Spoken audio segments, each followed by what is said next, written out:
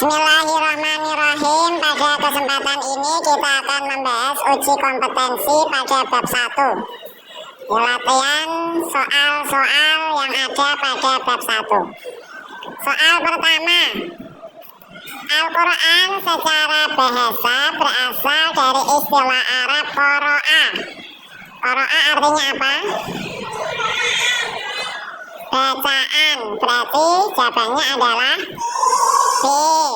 Kalau yang A, pembaca, itu bahasa Arabnya qori.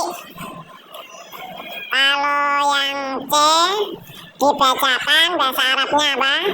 Quri'a. Yang D, bacakanlah, bahasa Arabnya iqra. Jadi jawabannya yang benar adalah B. Soal nomor 2, Al-Quran mempunyai nama lain Al-Furqan. Maksudnya, maka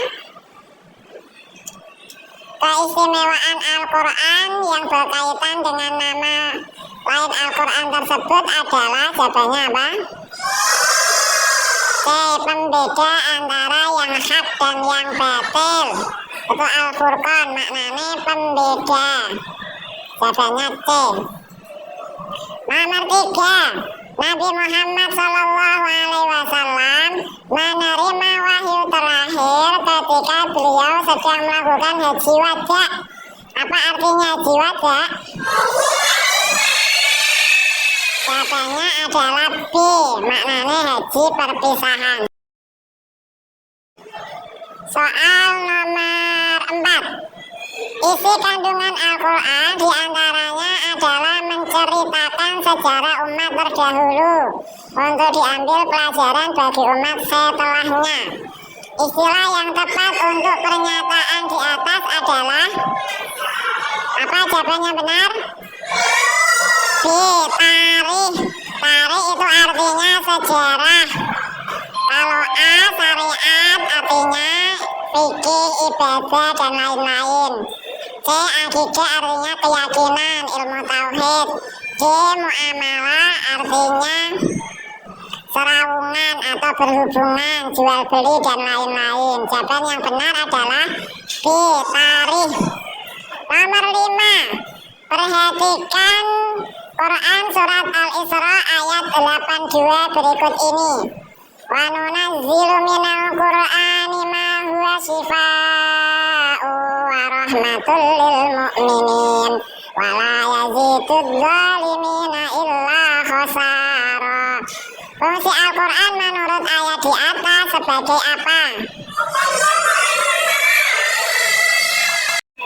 Yang benar jawabannya adalah B. B. Penyembuh atau obat. Dari mana kita bisa menyimpulkan B? Dari kata syifa.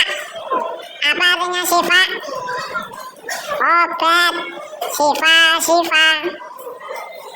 Syifa artinya obat. Berarti jawabannya benar B. Kalau petunjuk itu hudan, nggak ada kata-kata hudan. Sumber hukum tidak menerangkan hukum ayat ini.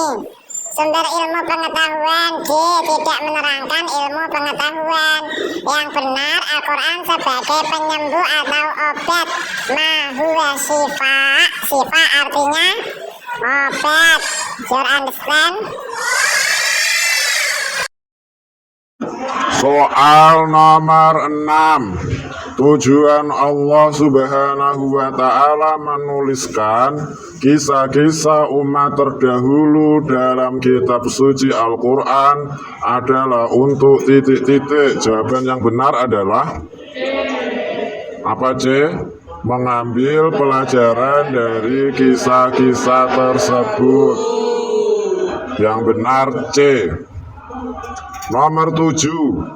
Berikut adalah nama-nama sahabat yang menjadi pencatat wahyu. Wahyu itu Al-Quran ya. Kecuali jawabannya Abu Lahab. Kenapa Abu Lahab? Karena tidak mungkin Abu Lahab tidak Islam, tidak beriman, orang mungkin jadi pencatat wahyu. Abu Lahab juga bukan sahabat Nabi karena tidak Islam. A ya. Muawiyah, Utsman, Khalid bin Walid, ini semuanya sahabat Nabi Islam. 8. Perhatikan pernyataan-pernyataan di bawah ini. Nomor 1, mendapatkan petunjuk hidup agar tidak tersesat. 2. Membedakan antara yang hak dan yang batil. 3. Menjadikan kitab Al-Quran sebagai dasar pengambilan keputusan. 4. Mendapatkan penjelasan tentang persoalan-persoalan hidup manusia.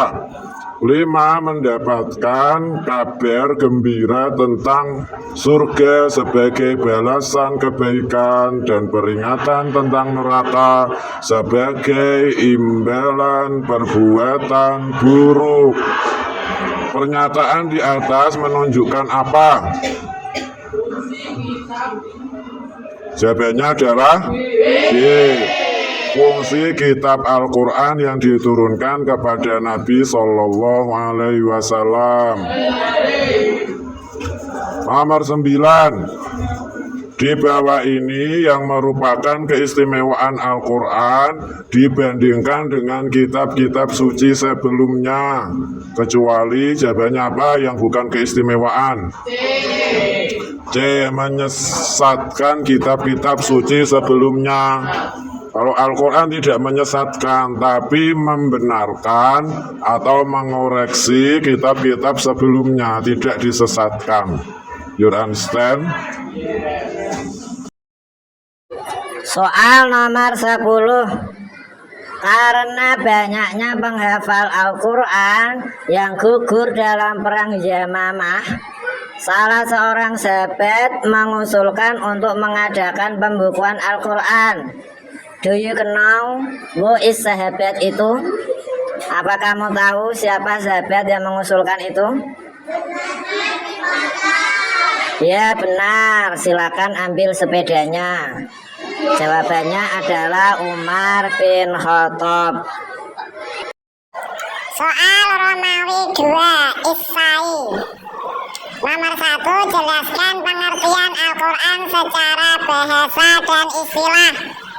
Ayo jawabannya panjang ini. Jawaban soal nomor 1 Romawi 2 ada di buku piket halaman 11 atau 12. Kepaket. Al-Quran secara bahasa dari kata qara'a yaqra'u artinya membaca atau bacaan. Secara istilah Al-Quran adalah kalam Allah yang diturunkan kepada Nabi Muhammad Sallallahu Alaihi Wasallam sebagai mukjizatnya, dan bagi yang membacanya merupakan ibadah. Itu pengertian Al-Quran secara istilah. Soal nomor 2, Al-Quran diturunkan dalam 2 periode. Jelaskan penurunan Al-Quran menurut 2 periode tersebut. Periodenya siapa dan siapa? Jawabannya ada di buku piket halaman 10. Ya, Kak Siti. Jawabannya yang tepat Al-Quran pada periode masa Rasulullah. Yang kedua, Al-Quran pada masa Khulafaur Rasyidin. Seumpama dijawab periode Makkiyah Madaniyah benar, periode Mekah dan periode Madinah benar. You understand? Soal nomor 3, perhatikan ayat berikut ini. Inna nahnu nazzalna dzikra wa inna lahu lahafizun. Jelaskan maksud kandungan ayat di atas, kemudian hubungkan dengan salah satu keistimewaan Al-Quran. Jawabannya, ayat tersebut menjelaskan bahwa Al-Quran dijaga oleh Allah Subhanahu wa Ta'ala, sehingga tetap terjaga keasliannya, tidak bisa dirubah-rubah. Hubungannya dengan keistimewaan Al-Quran adalah berbeda dengan kitab-kitab sebelumnya yang sudah tidak asli lagi karena sudah dirubah-rubah isinya. You understand? Soal nomor 4, bagaimana keterkaitan isi pokok kandungan Al-Quran atau ayat tentang nama-nama lain Al-Quran dengan keistimewaan dari kitab suci Al-Quran itu sendiri? Kalian paham maksudnya soalnya? Dengarkan jawabannya, bisa dilihat pada buku piket halaman 12.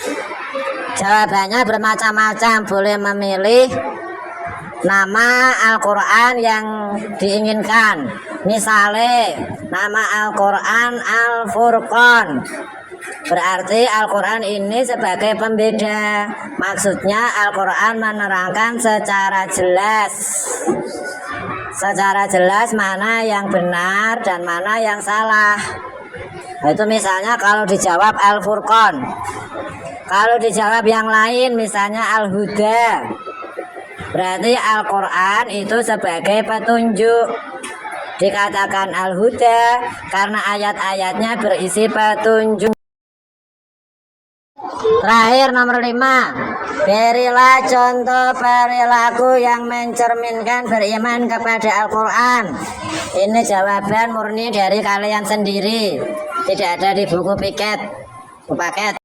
Jawabannya rajin membaca Al-Quran, berusaha memahami isi kandungan Al-Quran, dan berusaha mengamalkannya. Ini contoh perilaku yang mencerminkan beriman kepada Al-Quran. Pokoknya jawabannya ada salah satu dari 3 inti: membaca, memahami isi, dan mengamalkannya. Dijawab semuanya bagus, benar. Dijawab salah satu, membaca Al-Quran, memahami isi kandungan, atau mengamalkannya, juga benar.